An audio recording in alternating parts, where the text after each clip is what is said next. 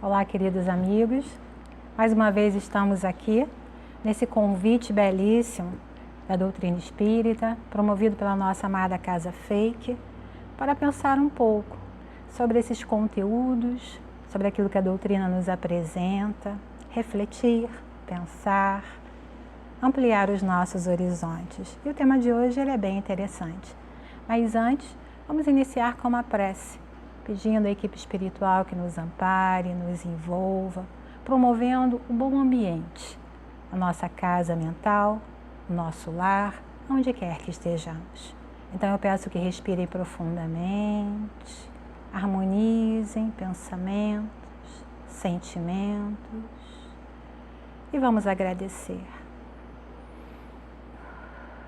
Queridos amigos espirituais, querida falange de amigos da nossa amada Casa Fake, Jesus, amado Mestre querido, Maria, representante maior de todas as mães, no seu carinho, acolhimento e doçura. Que todos nós juntos nesse momento possamos louvar ao Pai que em sua infinita misericórdia acolhe a cada um de nós. Que possa nos inspirar, nos envolver em seu amor. E com o coração fraterno, que cada um de nós acolha esse momento. As palavras que aqui serão ditas, as reflexões que faremos, com muito amor em nossos corações. E é nessa certeza, no amparo que é todo teu, Pai Criador, juntamente com as falanges espirituais que nos envolvem, é que iniciaremos esse momento. Graças a Deus. Muito bem. Mais uma vez, agradeço a oportunidade a cada um de vocês que se liga nesse momento, que acompanham a nossa querida Fake Online, que nos prestigiam nessa oportunidade. E hoje vamos refletir sobre um tema, como eu disse antes, interessante. Nós vamos falar sobre a idade do espírito. Falaremos também um pouquinho sobre a questão da inteligência, as virtudes, os pecados, a moral. Algumas questões para nortear um pouquinho esse nosso caminhar, essa nossa existência, talvez, não é? Então, vamos pensar. Idade, né? Que é o nosso tema. A idade. Idade nos remete à cronologia. A idade de uma pessoa, ela é medida do nascimento até o desencarne. Cada uma das fases apontam atitudes, comportamentos adequados àquela idade, as etapas do desenvolvimento. Vários teóricos abordaram sobre isso, falaram sobre essa questão, né? Como o ser humano se desenvolve, se comporta em cada uma dessas fases, como Piaget, Montessori e tantos outros já nos falaram sobre isso. Mas e a idade do espírito? Como é que a gente dá conta dessa idade do espírito? Dizemos que a idade do espírito ela é sideral, sideral que nos remete aos astros, às estrelas, porque o espírito, ele tem uma idade muito ampla, muito maior do que podemos imaginar. Desde o momento da sua criação, quando sai das mãos de Deus, até muito além, o espírito continua seguindo o seu curso, não limitado a essa existência. É isso que a doutrina espírita nos convida a pensar, a refletir. Somos espíritos imortais. A nossa idade, ela não está ligada a esta encarnação, ela não obedece a este tempo. A cronologia, a idade, ela é apenas um instrumento, um indicador para balizar o desenvolvimento de cada criatura. E partindo desse princípio, vamos a algumas reflexões, não é? Se todos se desenvolvem no mesmo movimento, né? Se as etapas do desenvolvimento são as mesmas, por que existem tantas diferenças entre as criaturas? Mesmo irmãos, filhos dos mesmos pais, que recebem a mesma educação, os mesmos cuidados, por que são tão diferentes? Inclusive gêmeos, não é? Porque vemos na mesma família irmãos, né? Vamos para o exemplo dos irmãos, uns estão racionais, outros por emoção. Algumas criaturas estão moralizadas, convivendo no mesmo ambiente, que outras estão amorais. Uns estão responsáveis, outros estão negligentes. Uns inteligentes, outros estão limitados. De onde vem tamanha diferença? O que significam essas diferenças? É isso que a gente vai começar a pensar. Uma das respostas que a doutrina espírita nos aponta é que somos espíritos em evolução, em breves estágios na vida física, nessa tão quantificável. Por que uns estão inteligentes e outros estão limitados? Bom, falando sobre inteligência, nós temos alguns pesquisadores que, como, se eu não me engano, Gardner, né, que nos trouxe os 9 tipos de inteligência, classificando a inteligência. E a inteligência, ela também é mais um instrumento, mais um balizador para se entender comportamentos, diferenças. Por quê? Tantas e tamanhas diferenças, que é a nossa pergunta, que é a nossa reflexão. Esse pesquisador, ele traz a teoria das inteligências múltiplas, que dão conta daquilo que eu considero variadas habilidades da criatura. Habilidades, sim, que eles chamam de inteligências. Por exemplo, a inteligência ligada mais a questões lógicas, racionais, o pensamento racional, né? Uma inteligência mais matemática, mais lógica, por exemplo. Há também a inteligência que ficou muito popular, que é a inteligência emocional. O que é inteligência emocional? Facilidade de lidar com a emoção. Isso de uma forma muito resumida, é claro, né?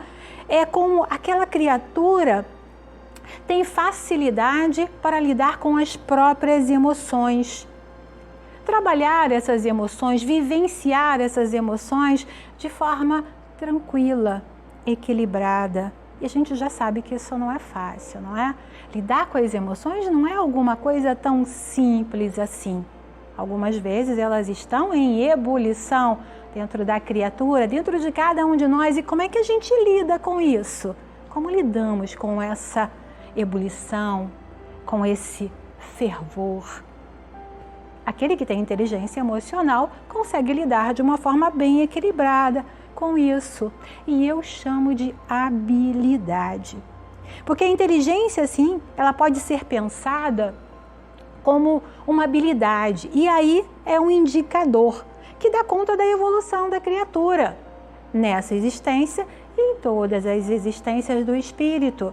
O espírito que reencarna tantas vezes, o espírito que vivencia tantas oportunidades, o espírito que constrói o seu saber. Na ótica da doutrina espírita, refletimos que a inteligência e as virtudes não provêm do cérebro físico, não provêm dessa encarnação, e sim se expressam a partir desse cérebro. Podemos ficar perguntando, o que será que ela está falando, né? Onde é que isso está escrito? Bom, no Livro dos Espíritos, na parte 3ª, onde tratamos das questões morais, as 10 leis morais, nós encontramos a lei do progresso. A lei do progresso, aplicada ao espírito, ela diz que através de sucessivas encarnações, o mesmo, ou seja, o espírito, se autoaperfeiçoa gradativamente. Não é alguma coisa rápida, não é alguma coisa que acontece da noite para o dia. É algo gradual. E ele vai se desenvolvendo, se aperfeiçoando nas dimensões intelectual e moral. Costumamos dar um exemplo dentro da doutrina que o desenvolvimento intelectual e moral são numa alegoria, tais quais as asas de um anjo, não é? A criatura precisa desenvolver tanto a sua intelectualidade, a sua razão, a sua lógica, quanto a sua moral. E tudo isso temperado com muito amor. E deixa assim a sua condição inicial de simplicidade, de ignorância. Somos sim, criados simples e ignorantes. Porém, estamos construindo o nosso futuro, evoluindo, aprendendo, submetidos à lei do progresso, até chegar à condição da pureza espiritual. As experiências passadas, elas são o aprendizado para o espírito e se apresentam no presente, na forma de condicionamentos, tendências, aptidões, virtudes. Daí a diferença entre as criaturas. Conforme o grau de aprendizado, conforme as experiências vivenciadas e mais assimiladas, porque não basta viver a experiência, é preciso assimilar essa experiência, é preciso construir esse saber. Não é verdade? Senão de nada serve. Continuamos repetindo padrões, repetindo erros, até o momento em que vamos nos dar conta de que aquilo é um erro e que precisa ser corrigido. E nesse momento, o aprendizado se constrói dentro de nós. Então, condicionamentos, tendências, aptidões, as virtudes são conquistas do espírito. Refletem o seu aprendizado. Quando eu penso sobre isso, me vêm alguns exemplos especiais, não é? Um jogador de futebol especial, né? Um Messi, por exemplo. Eu admiro muito o futebol do Messi, acho fantástico. Assim como também do Ronaldinho Gaúcho, né? Antes de se aposentar, eu achava brilhante a capacidade que eles tinham de se movimentar, de dominar a bola, o campo, a agilidade, o domínio do corpo. Eles aprenderam numa escolinha de futebol? Acredito que não. Porque senão, todos os jogadores seriam um Messi. Todos os jogadores seriam um Ronaldinho Gaúcho ou um Pelé. Eu não acompanhei a carreira do Pelé, por isso acabei não citando, né? Ou todos seriam um Maradona. As escolinhas de futebol auxiliam, transformam, criam oportunidades, mas somente na repetição é que esse talento, que é chamado de talento, se consolidará e pode levar muitas encarnações, assim como tudo na vida. Há pessoas que têm uma grande facilidade em aprender idiomas, por exemplo, né, os poliglotas. Muitas vezes pegam um livro de um outro idioma, o dicionário, decoram as palavras e depois saem falando. Isso é alguma coisa magnífica. Como conseguem fazer isso? Isso me leva à questão do Livro dos Espíritos, na lei do progresso. O espírito está em constante aprendizado e o que se aprende não se perde. Daí a gente não acreditar que pau que nasce torto morre torto. Não morre, só se assim o desejar. Todos estamos aprendendo o tempo todo. Todas as oportunidades, até o último suspiro e depois dele, porque o espírito, ele continua. Por isso que para a doutrina espírita não existem autodidatas, né? A definição de autodidata é aquele que ensina a si mesmo, ou seja, aquele que tem a capacidade de aprender um assunto de forma autônoma. Isso não existe.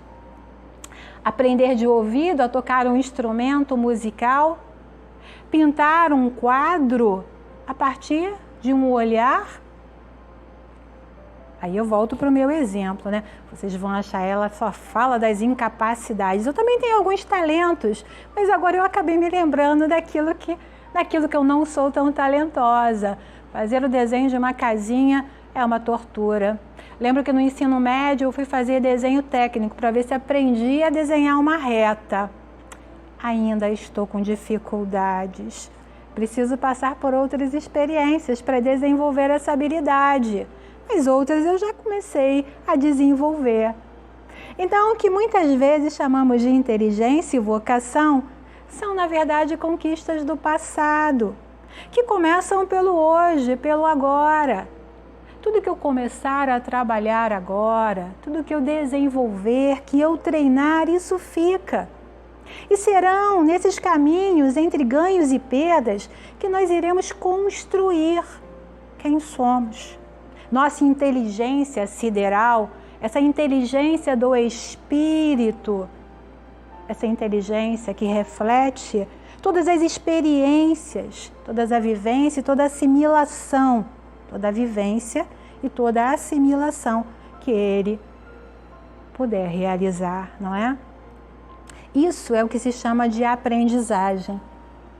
O conceito de aprendizagem eu trouxe para vocês, significa que aprendizagem é um processo associado ao desenvolvimento pessoal, onde competências, comportamentos, habilidades, conhecimentos e valores são adquiridos ou modificados através de experiências, observação, estudo e raciocínio. Olha que coisa, não é? A aprendizagem se dá nessa repetição de processos, na modificação de padrões, nas experiências, observações, estudo, raciocínio, reflexão. Assim se constrói esse saber. Assim se adquire experiências. Eu, essa semana, pesquisando sobre esse assunto, né, pensando nisso, pensando na aprendizagem, eu acabei encontrando num vídeo, né, onde o filósofo Luiz Felipe Pondé, ele tem um canal de perguntas e respostas. E foi feita uma pergunta para ele que eu acho que cabe dentro dessa nossa reflexão. Perguntaram a ele o que mais humaniza, os pecados ou as virtudes? E aí ele começa a fala já nos fazendo um alerta, né? Ele disse, cuidado com a polarização, né? Ela deve ser evitada quando estamos construindo o nosso saber, porque tudo depende do contexto, não é? É melhor comer feijão ou comer arroz? Depende do contexto, depende da proposta, depende da sua finalidade. A doutrina espírita também nos fala sobre isso. Para a doutrina espírita, a aritmética, né, da doutrina espírita funciona sempre na soma, porque nós estamos na inclusão. O que eu quero dizer com isso? Para a doutrina espírita, uma experiência boa, menos um, com uma experiência, aliás, uma experiência boa seria mais um, né? Com uma experiência ruim, menos um, não se anulariam. Em matemática, mais um com menos um, resultado, 0. Para a doutrina espírita, nós teríamos por resultado 2, porque são duas experiências. A experiência ruim e a experiência boa transformam a criatura desde que conscientizado, desde que entendido o propósito, o contexto, são duas experiências vividas por aquele espírito e que o transformam, pois não há como viver uma experiência sem uma transformação.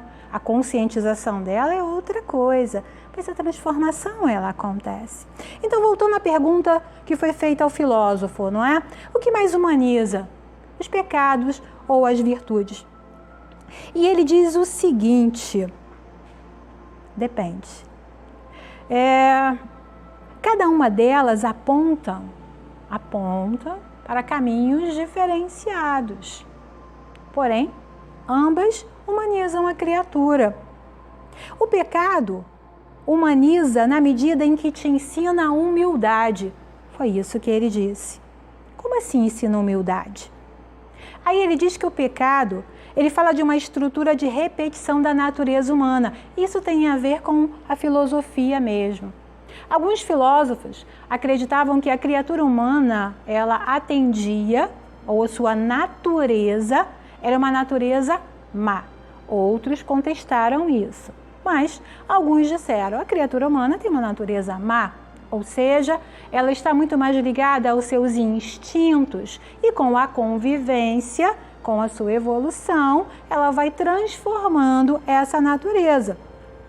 Então ele afirma que a criatura humana, ela tem uma natureza, uma tendência ao orgulho, uma tendência à vaidade, uma tendência à luxúria, à gula, à inveja. E o pecado nos leva justamente à humildade diante do fracasso, de não conseguir controlar a própria vontade. É nesse ponto que ela nos traz a humildade. Quando a criatura se dá conta que não consegue controlar esse desejo. Aí eu me lembrei de um filme antigo com Al Pacino e Keanu Reeves. São atores assim que eu gosto bastante, mas eu não lembro do nome do filme. E o filme trata justamente sobre isso.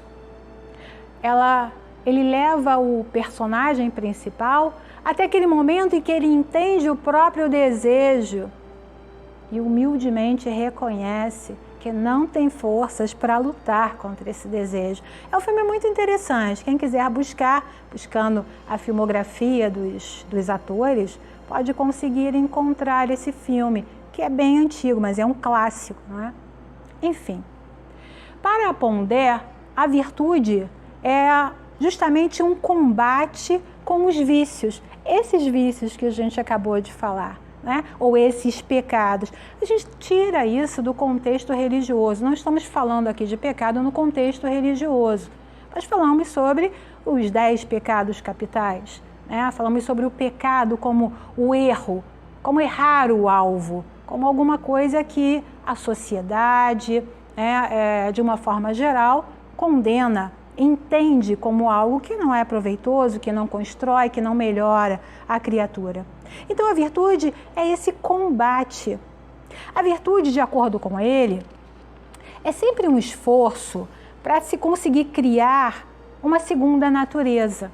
Ou seja, sair daquela natureza tendenciosa, a tendência ao egoísmo, a tendência à inveja, a tendência ao orgulho. Ou seja, ser um pouco menos covarde, ser um pouco menos mesquinho, um pouco menos mentiroso, enfim.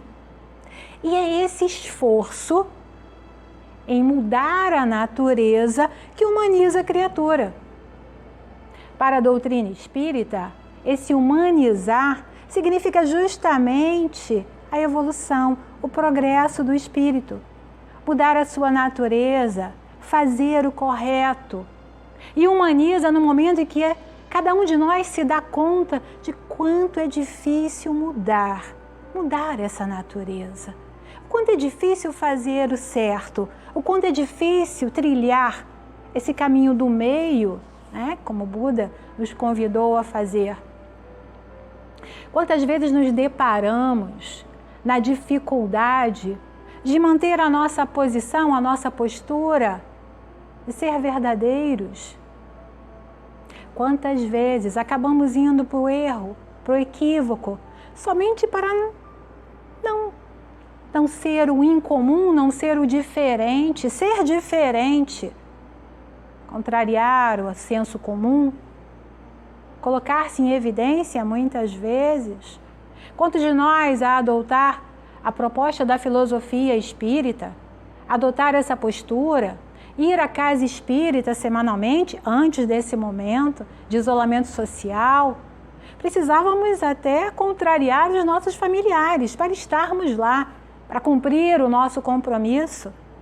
Éramos taxados, de fanáticos. Agora tudo é essa tal de doutrina espírita. Quantas vezes ouvíamos isso? Ou então, acusados por ela, não é? Como você, espírita, tendo uma atitude como essa, como se adotar uma postura, adotar uma filosofia, um estilo de vida nos transformasse em anjos. Estamos no esforço da mudança. Esse é o esforço, essa é a virtude. Foi isso que Kardec nos pediu ou classificou como o que é um verdadeiro espírita. O verdadeiro espírita ele é aquele que se esforça em vencer as suas más tendências, em vencer essa sua animalidade, por assim dizer. E virtude tem esse componente importantíssimo, segundo Pondé, que é a prática. A virtude é a prática, é a ação no combate a essas más tendências, quando assim são entendidas, é claro. É quando a criatura é forçada a perceber os seus limites e ir além. Até onde eu consigo ir para manter essa minha proposta? Até onde eu consigo ir para manter essas minhas convicções? Para fazer o que eu acredito que é o correto? Até onde eu consigo ir? Até onde eu consigo chegar? Então é uma ação contínua. É uma ação para vencer as minhas tendências, né, que me mantém lá naquele lugar confortável. Tá ruim, mas tá bom, não é? Muitas vezes dizemos isso. A partir dessa humanização, ou desse progresso, dessa evolução, que para nós é justamente o despertar crístico, fica mais simples compreender sem julgar as diferenças que encontramos no mundo e que encontramos em nós. Fica mais fácil entender tantas e tamanhas diferenças. Entendemos que somos únicos, somos criados por Deus, essa sabedoria suprema. Estamos nos constituindo a partir das nossas experiências. Os teóricos do desenvolvimento humano enfatizam esse aprendizado da criatura na relação com o mundo desde o útero materno. São nas relações que nos desenvolvemos, nas relações que aprendemos. E se ampliar esse conceito para o saber, para o espírito imortal, ampliar esse saber, bem, é o aprendizado que nos diferencia. É o aprendizado, ou seja, a assimilação das experiências que nos diferenciarão. Uns racionais, outros por emoção, uns moralizados, outros amorais, uns responsáveis, outros negligentes, uns sábios, outros ignorantes, fruto da assimilação das nossas experiências. Nós vivemos uma época inédita em nossa civilização, uma crise sanitária sem precedentes. Tantas são as opiniões sobre isso. O uso da vacina, o não uso da vacina, usar o livre-arbítrio, escolher. Mas é uma crise sanitária, o mundo parou, continuamos a usar máscara, tiramos a máscara, há reinfecção, não há reinfecção? Muitas são as opiniões, muitas são as ações, muitos são os pareceres, muitas serão as escolhas. Mas tem alguma coisa que eu acho que seria importante da gente refletir e considerar. Bem-aventurados os mansos, porque herdarão a terra. Essa frase que está lá em Mateus, capítulo 5, ela me traz uma reflexão para esse momento. Como é que a nossa inteligência, a nossa racionalidade poderia interpretar isso nos dias de hoje? Nos dias em que existem tantas opiniões, nos dias em que se fala tantas coisas, em que existem tantos caminhos e todos justificados. A ciência, o senso comum, o meu desejo, a minha vontade, que caminho seguir. E aí eu estava assistindo um vídeo da Anete Guimarães, uma expositora espírita, e que fala extremamente bem, e ela falava justamente sobre essa máxima de Jesus. Os mansos e pacíficos, como é que eles vão poder herdar a terra? E aí ela faz uma associação justamente com o momento de uma epidemia, lembrando o momento que estamos vivendo. Vamos imaginar, se um vírus se disseminasse, sem qualquer controle nesse planeta, quem sobra? Essa é a pergunta. Quem sobra? Bom, conforme a ciência, conforme Darwin, a gente já sabe que restarão aqueles que têm um melhor, um mais eficiente sistema imunológico.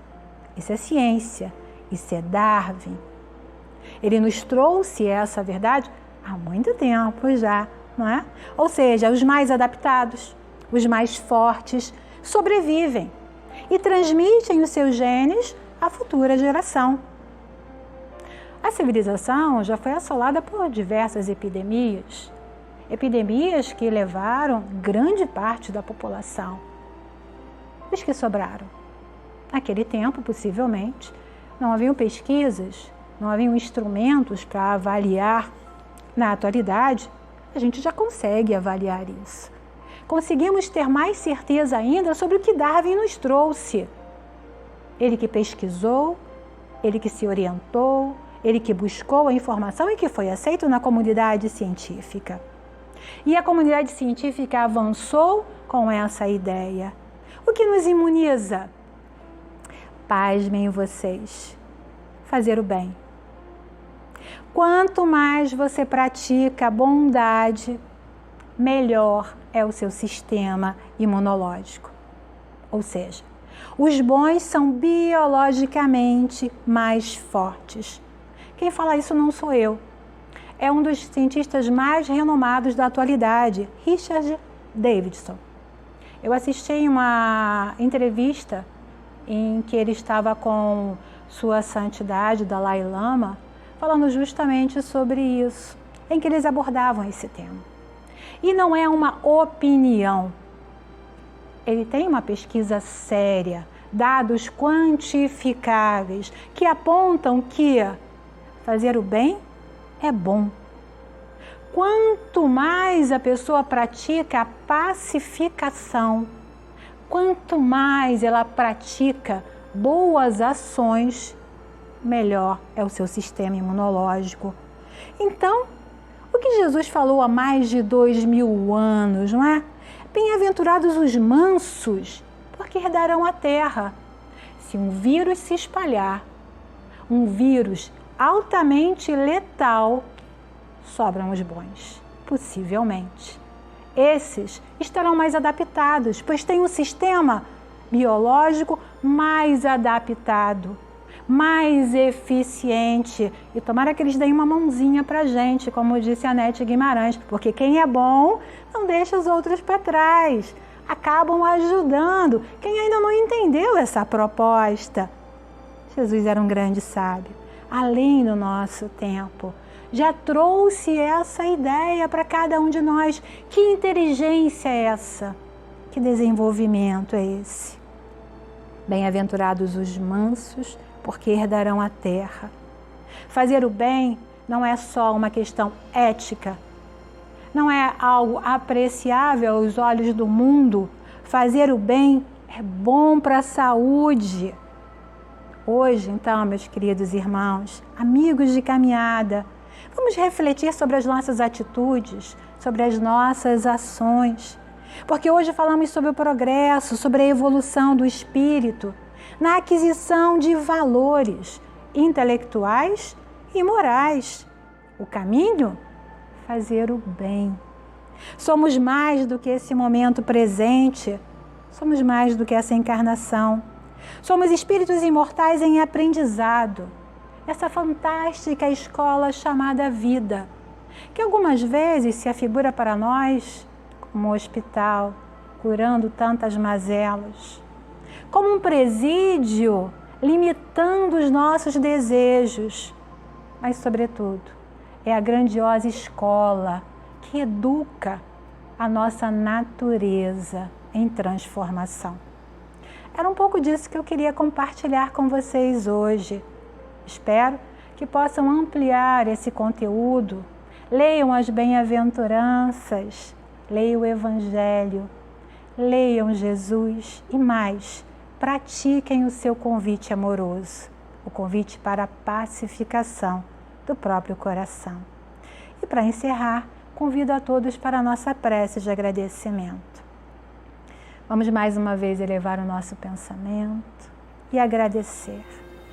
Agradecemos a equipe espiritual que nos envolve, agradecemos os amigos de caminhada que nos inspiram, agradecemos a todos aqueles que oportunizam este momento, o momento desse contato, o momento da reflexão, a inspiração.